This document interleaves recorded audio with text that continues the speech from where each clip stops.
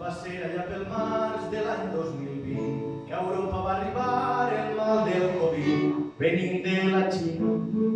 Les notícies ho dient així, que un home esfambrit es va fotre un moixego rostit i allà en un mercat bichos de la Xina que estan que rebenten es posa a tossir i la gent no sap por el perill.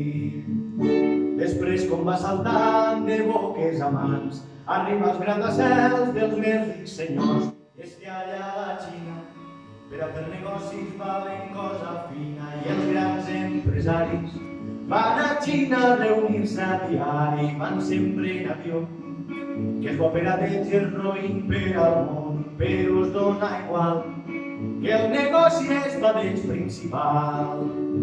Després d'haver passat els grans negociants, encara va saltant de boques a mans i passant per França. Del Mediterrani la terra s'escampa i a Espanya que sí. Grans desastres haurem de patir per parar la pàcia. El govern decreta que ens quedem a casa, que tanquem comerços, restaurants i teatres diversos, que no es pot viatjar.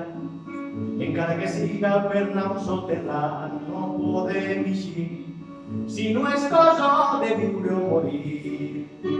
Després d'estar molt temps a casa tancats i no poder eixir ni per treballar, no queden diners, ni per començar ni per acabar el mes, i els metges pobrets ja no poden ni s'adormen drets, i si no era prou, de Ponent ens arriba un mal nou, són gent de Madrid, que són més xulos ells que el Covid, venen de vacances, a passar-ho bé i a banyar-se a les platges i a tot el país van posar en el més gran perill.